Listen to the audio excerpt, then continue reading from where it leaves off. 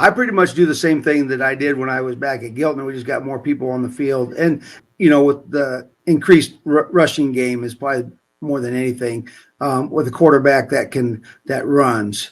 So that's, like I said, that's really helped us out a lot. But as far as everything else, it's pretty much the same system and everything. And with this group of guys, and I told some people this before, is this group of guys is probably as talented, if not more talented, than the group I had at Giltner when we were state champions.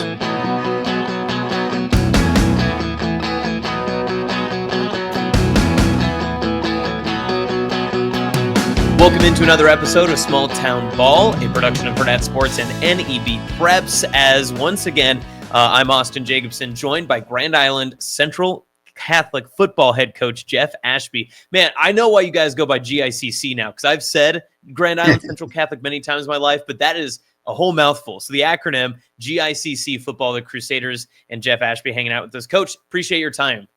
Hey, thanks for having me. All right, Coach. So first and foremost, I want to start with where your season's begun, because I think a lot of people from across the state in C2 are starting to recognize that the class is a lot closer than we had originally thought. And your team is a big reason why for that, too. You have been dominating a couple of your first couple of opponents here early. What's led to this early stretch of success for you guys? Yeah, it's started out well for us. Defensively, we're playing really well. Our defense has not given up a touchdown so far this year. We gave up the opening kickoff to Malcolm. We went down there. But as far as our defense, we just about gave up a touchdown last week, but we were able to cause a fumble and kept them out of the end zone. Now, are you a defensive coach? Does that make you happy, or are you still trying to get the offense a little more in tune? I mean, you guys have been putting up 44, 27, and 40 points in your past three games. So either way, you have to be happy. No, I'm very happy with the way things are going right now. Coach Fair is our defensive coordinator, and he works really hard with those guys, and they do a lot of things on defense. They mix it up quite a bit, so it makes it hard to read what they're doing, and for quarterbacks. So that always helps us out. But it gives your offense, as a play caller, it gives me a lot of relief that I know our guys can get it stopped. If we have a bad series or something, I don't have to worry about them going down and scoring on us and us trying to outscore people. It just makes it a little bit more comfortable. I mean, you've been around the block a couple of times, different, unique opportunities as well. So when you look at kind of how this team is starting to trend, and you look at where the team has been moving forward, especially these past few games, how much does confidence kind of parlay into this next season stretch when you hit this middle third of the season after such a strong start? Yeah, I mean, like right now, we're still getting to some things ironed out, position-wise on our offense, moving some people around and trying to figure out who wants to block and on our perimeter, which is really important for us, and the guys that can catch the ball. And so we want that to, be settled in here within the next week or so. So, but yeah, we're trying different things. We've got a lot of playmakers, so we're trying to keep all those guys happy and get the ball distributed, but it's got to be within the frame of our offense and our quarterback reads. They just can't up and just throw it to them. They got to go through the progressions, and so a lot of times our guys are open before they get through their first, second progression, so it leaves the other guys out. But we can do things moving people around to get them football and like I said, we want to get those guys going and all involved. And speaking of getting guys involved, I mean, Grayson Sack, your quarterback, has done a great job of that so far in the early stretch. I've seen the highlights of him being able to get some quick bubble screens and that sort of stuff, but he's kind of been that number one target, I guess, for opposing defenses that, you got to stop him, but your other targets have developed so well. How does his playmaking ability help out the rest of the team and being able to kind of show out their athleticism? Well, it makes it really difficult on defense, especially the defenses that want to play, man to man against us. It makes it difficult because, if they turn their back, and run with the receivers, and then all of a sudden he gets loose, they're way downfield and they don't have any help. So it makes it really difficult to play man to man against us and stuff. The teams that do it, that match up real well with us can do it. but he's bailed us out quite a few times, with his running. So yeah, it just makes it a lot harder to stop us. So you've won your season opener against Hastings St. Cecilia. You dominate that contest and kind of, I guess, a rivalry matchup there. You win in week 2 against Malcolm, a pretty good victory. And then in week 3, you blow out Hershey. But the schedule, as you kind of look forward, does only get more difficult. How do you keep the guys on the team more focused week in and week out, despite the early success and the way that you've won your first 3 games? Yeah, I mean, we talk about setting our standard, and our standard, is to play air-free ball. So, we're far from that. We go through and we've got a lot of missed assignments, a lot of missed blocks.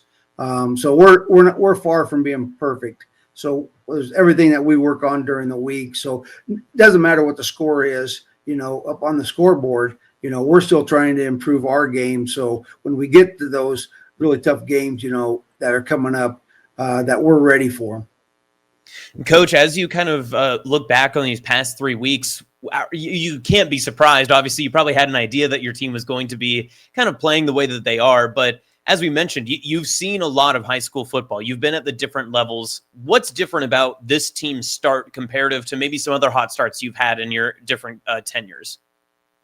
Yeah, I mean, we kind of knew coming in, these guys, this group of seniors, when I first got here 3 years ago, they were sophomores.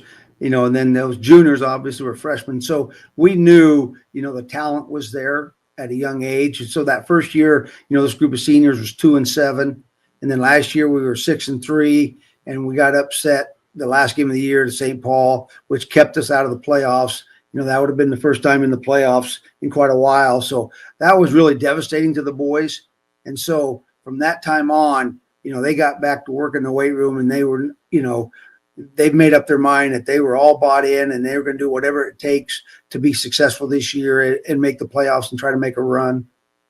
So looking at, So as you look at where your team is continuing on the growth and progression that they've had since 2 years ago, what's been the biggest step that you've seen the entire team in this senior class kind of take to get to where they are? Well, on the offensive side of the ball, obviously it's our offensive line. They've really improved from last year to this year. We're not making near them many mistakes, and their technique is much better. And Coach Dunham does a great job with that offensive line. He's in meetings with them a lot, and he's coaching them up all the time. So that's improving. Last year we didn't have a real good run game. This year we've got a pretty good run game, so that makes it even more difficult. On defenses that, before they pretty much knew we were running to the outside, with our speed options and stuff, and obviously throwing the football. But this year they've got to worry about between the tackles because, we've got some guys, we moved Jack Alberts from our slot receiver to running back, and he does a really good job of his vision's really good. And then tandem with that with Tommy Schneider. He's a little bit bigger this year. He's a junior. And so between those two guys in the backfield, it makes it a really good run situation for us in between the tackles. So we can go inside or outside this year. So that's the huge difference. Coach, I know a lot of people from my time at UNK and just growing up in the central Nebraska area from Grand Island Central Catholic, and they've all been asking me and hit me up asking, what do you know about GICC football this year? What's your take? All those different thoughts. The GICC community is very unique when it comes to kind of these other type of, especially in Class C2 in that area. What's been your perspective since stepping in and joining that type of community? Yeah, it's a great community. Everybody's involved. The parents are involved. So it's just fun to have all that support. They're willing to do anything for our football team. So we have. It's unbelievable how much support we get to this football team through, our Gridiron Club that was started, and Sean Galloway started that up for us, and he makes sure he gets things done for us on that end of it. They provide us with sports drinks and everything we need for after practice, and some meals and team meals, and so yeah, that's really nice. That's probably a big thing around here. You had been at Giltner before. We were talking before we got started that we have a mutual relationship, of course, with Corey Hollick, who is a great Giltner player for you and proceeded then to go on to UNK.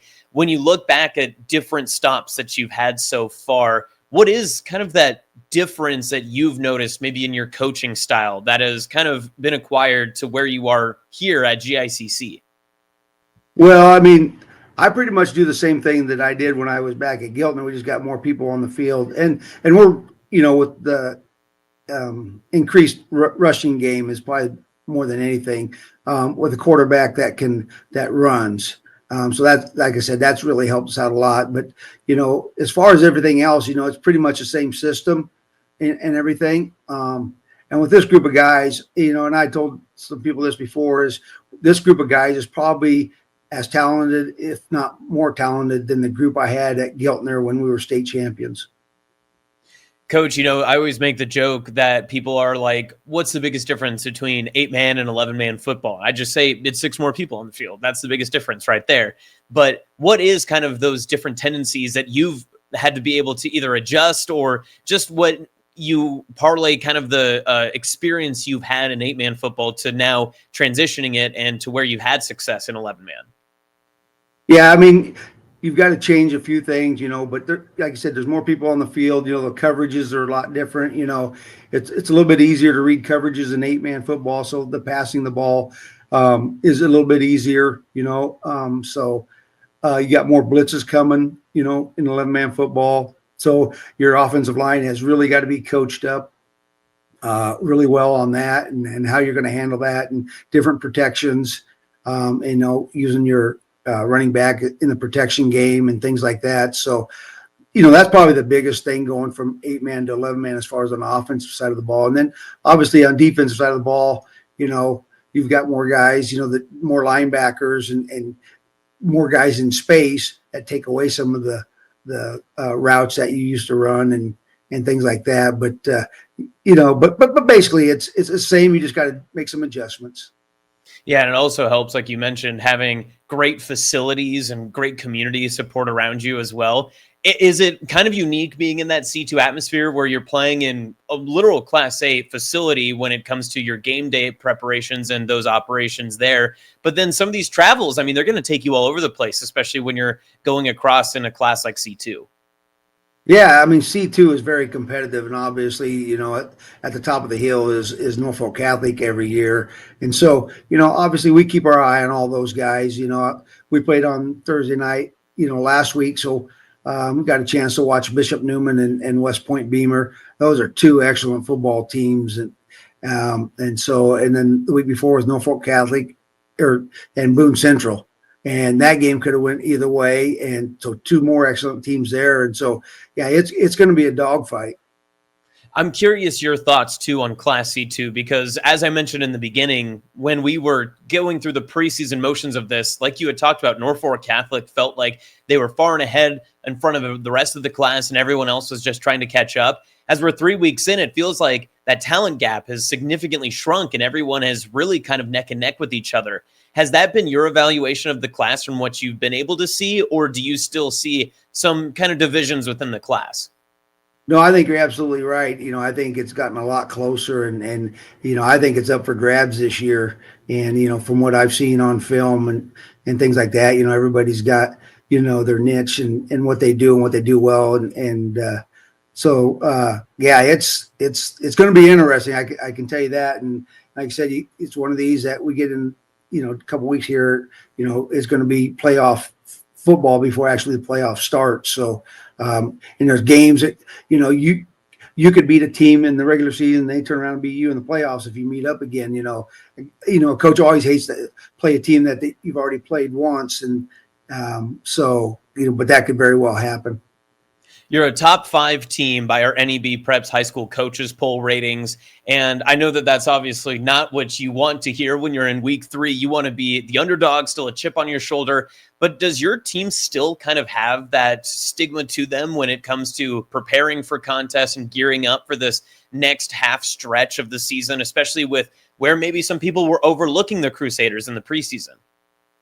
Yeah, I tell you what, our guys, we remember one thing and one thing only, and that's the loss we took last year at the last game of the season to St. Paul. So we don't overlook anybody. We prepare very well for everybody, and they know that they've got a goal in mind, and they do everything they can possibly do, each and every week to improve their game to get to reach that goal of making it to Memorial Stadium. So they set their goals high, and obviously they bought in. They were in the weight room at 5:45 a.m. every morning, and so they're ready to roll. Speaking of your team, this upcoming week, you take on a superior squad that could be another tough test like we had seen from Malcolm earlier in this season. How do you keep your team geared up and ready for this week-to-week battle that is a growing class and talent in Class C2?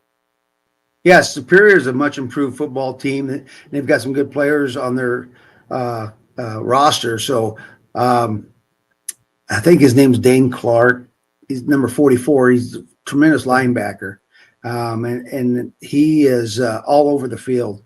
He probably makes 70% of their tackles. So, and you can try to down block him and crack back a little bit on him. And I just watch him run people over trying to do that. So he's going to be tough to stop. And we got to try to get a couple bodies on him. And so he can't make every play on us. And then they got a couple other guys, strong safety and Broyles. I think it's Camden Broyles and his brother, I believe Kyler. It's number 20, who's a really good outside linebacker.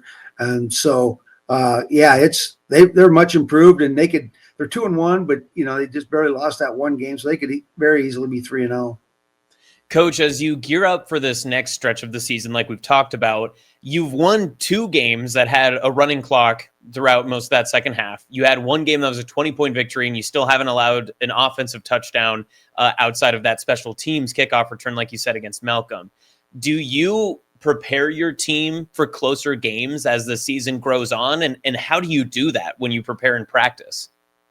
Well, we take every game, that we've played, and we figure out where our deficiency is against those teams. And like against Malcolm, we had 3 4th and 1s or 2s that we did not convert. So we feel like we left 21 points out on the field, and so that didn't sit very well. So, we address that in practice and work on that in practice. And because, like you said, when you get into these tight games, those are going to be very crucial. One thing that we've been really good at probably for the last 2 years is knock on wood that, we don't turn the ball over a lot, and so we did turn it over the other night. Grayson, was trying to make a play. He started scrambling and he saw the receiver open, but he didn't see the defender coming from the backside, his blind side, and he stepped in front of it right when we were getting ready to score. And so that was his first pick of the year. But, he only had 2 picks all of last year. So, he's pretty good at taking care of the football. It has to be one of those moments for you as a coach that, in the moment that Thursday night during the game, you're a little bit frustrated. You never want to give up a turnover, but then it's a teachable moment. It's a coaching moment, and it's a way for your team to continue to improve. Oh, absolutely. And it doesn't bother anybody more than it does Grayson because, he's a very competitive person and he wasn't very happy with himself after that. And, but like I said, it's a teachable moment and you move on. Coach, your district is absolutely brutal, especially as we look at what we've seen so far. But you're going to take them on in a couple of weeks, and you hit a road contest at Ord at the beginning of October.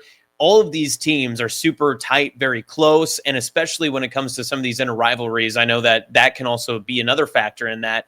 You end the season with St. Paul. You've got Boone Central in there too. How do you navigate such a difficult district schedule, especially when it's so back-ended and your toughest games are really in those final weeks of the season?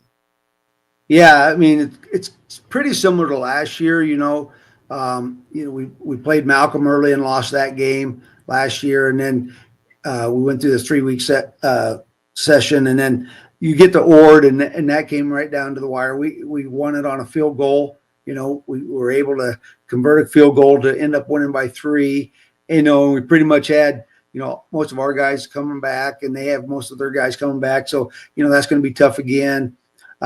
We lost to Boone Central by a touchdown last year, giving up the opening kickoff for a touchdown. So there again, that's the one thing that we've been working on is our kickoff team.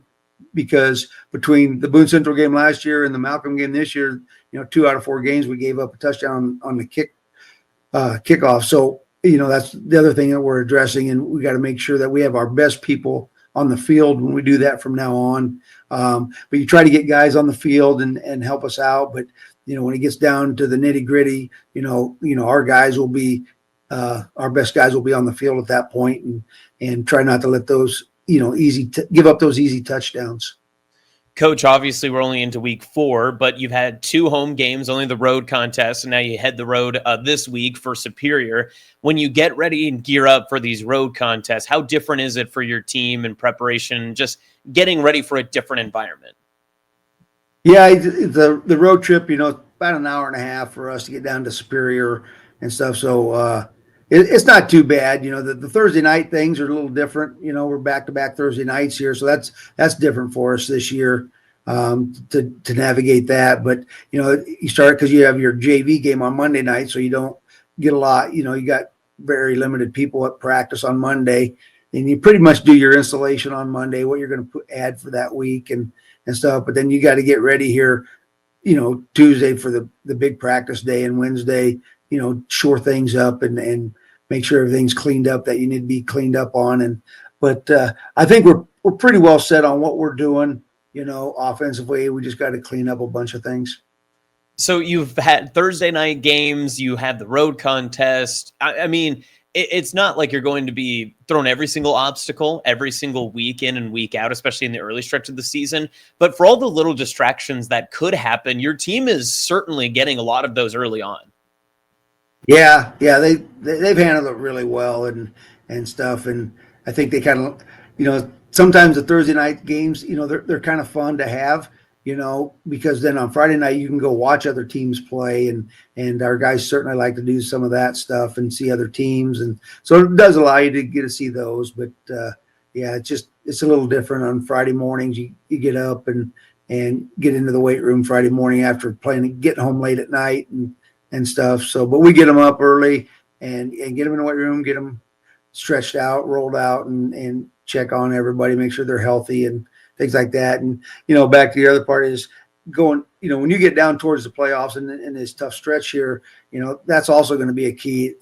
In my whole coaching career, it really comes down to, a team that's very healthy versus a team that's not very healthy. So, we do a really good job, taking care of our players, and we have a great athletic trainer, and she makes sure that we have everything we need and everybody's taken care of, and she's really good. So we trust her, and if she tells us somebody shouldn't practice, they don't practice. I'm not the guy that says, "Oh, toughen up" or this or that, because we want the guys healthy. You can't win if you don't have them on Friday nights. I don't know, Coach. I hear a little rasp in your voice. I think you might have you get after the guys a little bit, right? Just a touch, just enough.